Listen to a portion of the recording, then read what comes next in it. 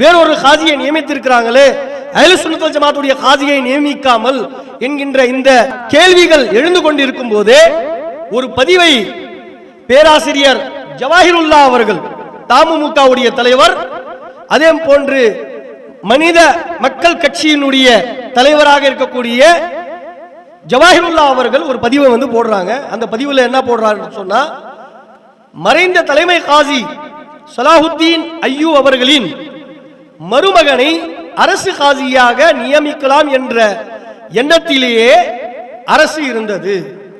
சென்ற வாரம் நானும் நவாஸ் கனி எம்பி அவர்களும் தலைமை செயலாளரை சந்தித்து அவரை நியமிக்க வேண்டாம், பாக்கியாத்தின் தலைமை முஃப்தி உஸ்மான் ஹசரத் அவர்களை நியமியுங்கள் என்று பரிந்துரைத்தோம். பரம்பரை காசி முறை முடிவுக்கு வந்துள்ளது, அல்ஹம்துலில்லாஹ் அப்படின்ட்டு போட்டிருக்கிறார். இந்த பதிவை பார்த்த பிறகு இன்னும் மக்கள், முஸ்லிம் சமுதாய மக்கள் கொதிந்து போய் இருக்கிறார்கள். அதாவது இவர் யாருங்க? ஜவாஹிருல்லா யாரு? இவர் யாரு நம்மளுடைய விஷயத்துல தலையிடுவதற்கு? இவர் முஸ்லிம் சமுதாய மக்களுடைய பிரதிநிதியா?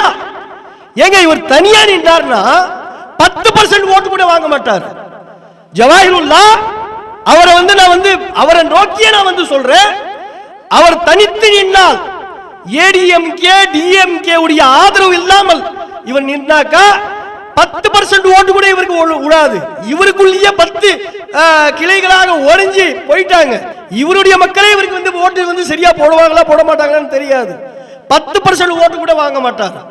அப்படிப்பட்ட நிலையில் இருந்துகிட்டு இவர் முஸ்லிம் சமுதாயத்துடைய பிரதிநிதியாக செயல்படுவது என்பது, அவருடைய அந்த ஆலோசனையை தமிழக அரசு ஏற்றுக்கொள்வது என்பது, இது மிகவும் முஸ்லிம் சமுதாய மக்களின், பெரும்பான்மையான முஸ்லிம் சமுதாய மக்களின் ஆதரவுக்கு பங்கமாக அமையும் என்பதை விளங்கிக் கொள்ள வேண்டும்.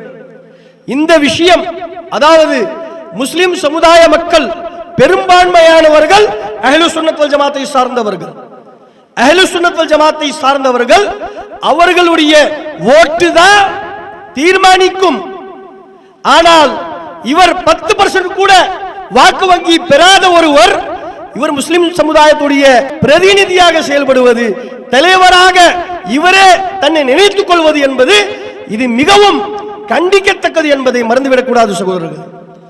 முஸ்லிம் சமுதாய மக்களுடைய தலைவர்கள் அவர்களுடைய உலமாக்கள், முஸ்லிம் சமுதாய மக்களின் தலைவர்கள் அவர்களுடைய அமைப்புகளை சார்ந்த தலைவர்கள், அவர்களுடைய சில்சிலாவுடைய ஷேக்குமார்கள், அவர்கள் தான் தலைவர்கள்.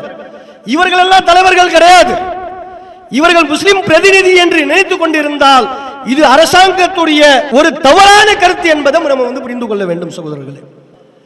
இப்ப பாருங்க, ஜவாஹிருல்லா முஸ்லிம் சமுதாய அஹ்லுஸ் சுன்னத் வல் ஜமாத்துடைய அவர் பிரதிநிதி கிடையாது. இது நல்லா விளங்கி கொள்ள வேண்டும். அவர் அவருடைய ஒரு சிறிய கூட்டத்திற்கு அவர் தலைவர், அவ்வளவுதான். தமுமுக என்று சொல்லக்கூடிய மனிதநேய மக்கள் கட்சி என்று சொல்லக்கூடிய ஒரு சிறிய கட்சியுடைய தலைவர் என்பதை மட்டும் விளங்கிக் கொள்ள வேண்டும். அவர் முழு தமிழக முஸ்லிம்களுடைய தலைவர் என்கின்ற இந்த பிரமையை அவர் மனதில் இருந்து அவர் நீக்கிவிட வேண்டும் என்பதையும் நம்ம புரிந்து கொள்ள வேண்டும். இப்ப பாருங்க, அவருக்கும் தலைமை காசிக்கும் என்னங்க சம்பந்தம்? அவருடைய கொள்கையும் அஹ்லுஸ் சுன்னத் ஜமாத்துடைய கொள்கையும் ஒண்ணா? தமுமுகவை சார்ந்த ஜவாஹிருல்லா அவருடைய கொள்கையும் அஹ்லுஸ் சுன்னத் வல் ஜமாத்திற்கு காசியாக போட்டிருக்கக்கூடிய, காசியாக நியமித்திருக்கக்கூடிய அவர்களுக்கும் சம்பந்தம் இருக்கா? அவர் இமாம்களே தேவையில்லை என்று சொல்லக்கூடியவர் ஜவாஹிருல்லா, மதுஹபுகளை மறுக்கக்கூடியவர், பக்கா வஹாபிய கொள்கையுடையவர் ஜவாஹிருல்லா. அவருக்கும் அஹ்லுஸ் சுன்னத் ஜமாத்தை சார்ந்த இமாம்களை ஏற்றுக்கொள்ளக்கூடிய, ஃபாத்திஹா, மௌலூத், உருஸ் போன்ற விஷயங்களை ஏற்றுக்கொள்ளக்கூடிய, தர்காவை ஜியாரத் செய்யக்கூடிய முஸ்லிம்களுக்கும் இவருக்கும் சம்பந்தமே கிடையாது. இவர் எப்படி எங்களுக்கு காசியை நியமிக்க முடியும்? இவர் நியமித்தால் நாங்கள் எப்படி அவரை காசியாக ஏற்றுக்கொள்ள முடியும் என்பதை இவர்கள் விலகிக் கொள்ள வேண்டும்.